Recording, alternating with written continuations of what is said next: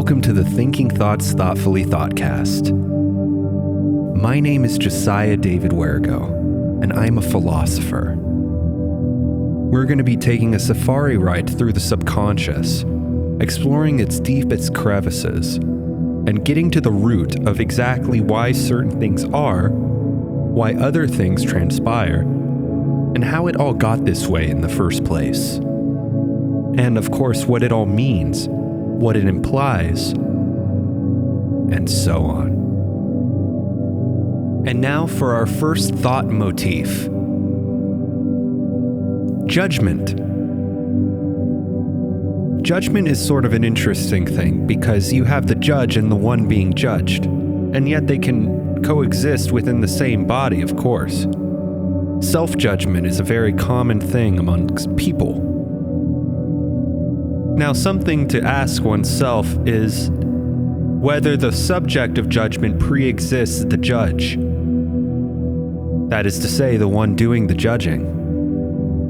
Because you would think that they would have to come into existence. You could imagine them blipping into existence, like all of a sudden there is the judge and the one being judged.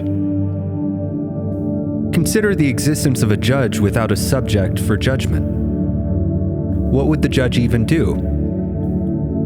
Or the converse, a subject of judgment without anyone to judge. This is an alarming scenario, because how can one be the subject of something without a perpetrator? But this goes back to the notion of one existing as both the judge and the one being judged. I believe that thoughts pre-exist judgment. Am I right to believe that, or am I wrong to believe that? This is the problem of judgment. One could say one of its principal issues. You see, you could imagine that the mere ideation of judgment is what creates the subject of judgment. And what pre-exists the subject? Certainly not the judge. But this goes back to our earlier point about the judge pre-existing. If you were to assume there were such a judge, would the judge actively be seeking out a subject for judgment? Or would the judge be happy living a life of leisure, not a subject in sight? This is what I find concerning about the whole concept of the judge to begin with. One must take care not to take the judge's existence too literally, of course, for this is a metaphor. And yet at the same time, if you were to grant this judge some sort of existence, a lot of things start to make sense. Let's go through a few. 1. Going back to the pre-existence of the judge, you can actually presuppose some notion of a judge without judgment. This is called judgment-free judging. Without a subject, the judge radiates judgment in all directions. This leads us back to that ancient koan. If a tree falls in the middle of the woods and there's no one to hear it, does it make a sound? If a judge judges without subject of judgment, how can we say the judge exists? If, after all, the judge is a characterization of the process of judgment.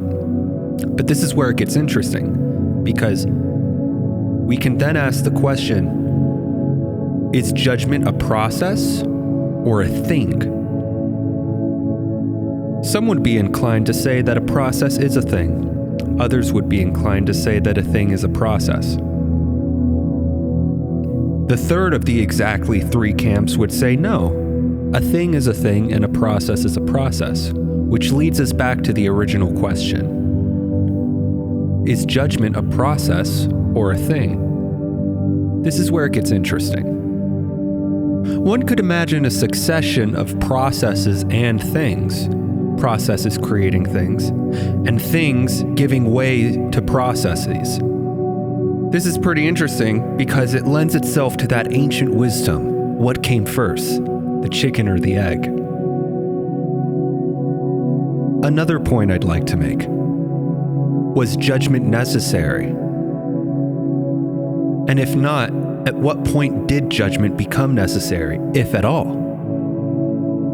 Going back to the matter of processes versus things, or perhaps their coexistence, again in reference to the third of exactly three camps of belief, one could suppose that judgment itself is actually its own iterative process.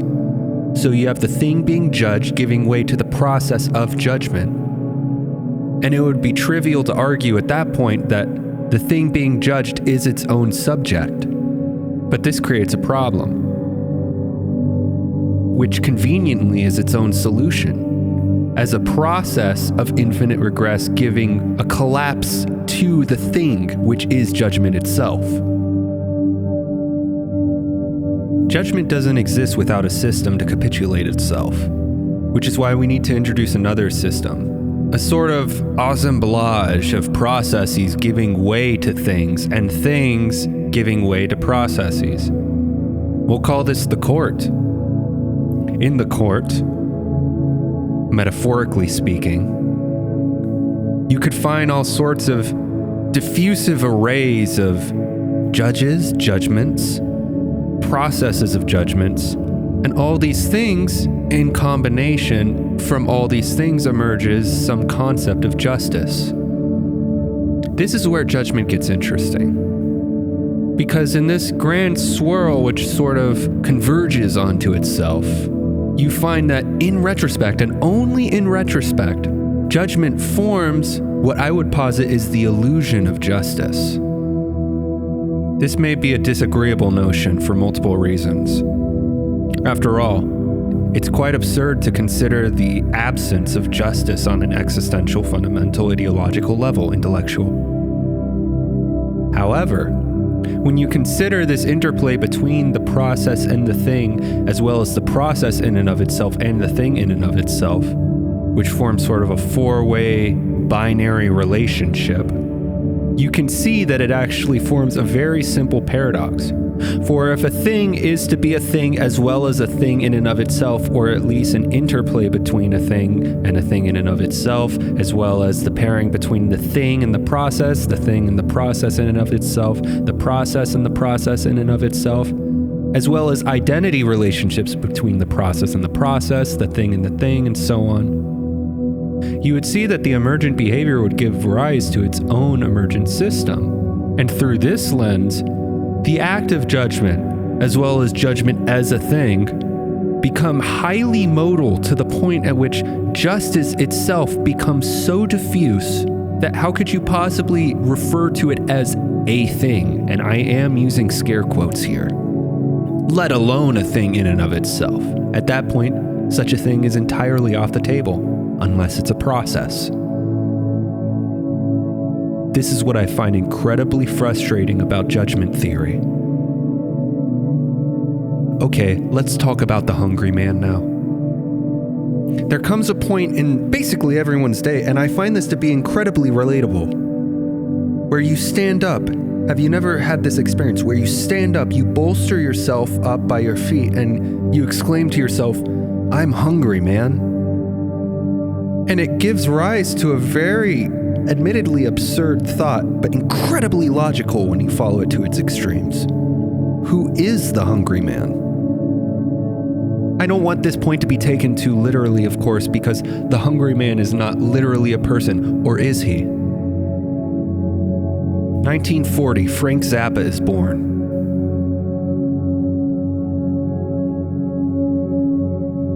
The hungry man wishes to eat. This is the base desire which in fact characterizes the hungry man and defines his very manifestation.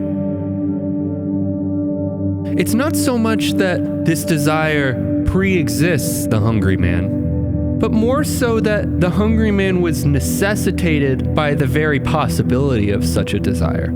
After all, we could have characterized such a desire through all sorts of various characters. You could have the hungry man, or within the gender binary, you could have the hungry woman. Hunger, of course, is by nature non-binary. There is an entire spectrum of hunger. I'm starving. I'm very hungry. I'm hungry. I'm a little hungry. I could go for something to eat. I'm not that hungry. I am full. I'm going to throw up. An entire spectrum of hunger This gives a lot of complexity to the hungry person.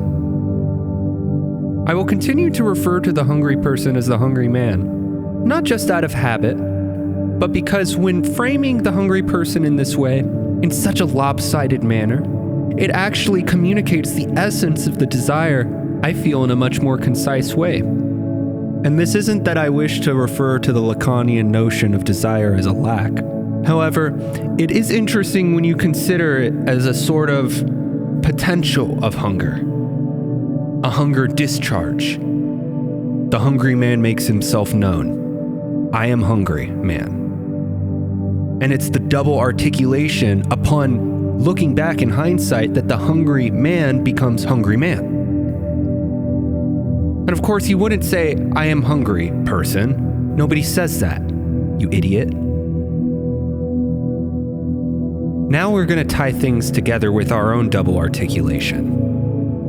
You may be wondering what I mean, because surely there can be no possible way for one to connect the notion of the hungry man and the notion of the judge process in a, But the thing is, when you consider that the hungry man is presupposed, or not presupposed, depending on which of the three camps you lie in, by his own desire, and you consider the fact that the judge, justice, and judgment trifecta is presupposed or not presupposed, or both, by its own judgment, the quaternary judgment matrix, you actually begin to realize that these are basically two implementations of the same abstract idea. The scheme is laid out as such. You have 4 poles. Hungry, that's in the top left. Man, bottom left. Judgment, bottom right. Desire, top right. Desire is projected onto man. Man reciprocates that desire, processed through judgment, onto hunger. And this forms sort of a fishtail pattern. You know what this pattern resembles? The Jesus fish. What's really interesting about this is, once you start to consider it, all sorts of other thoughts enter the field. For example, the counterpoint to this entire discussion.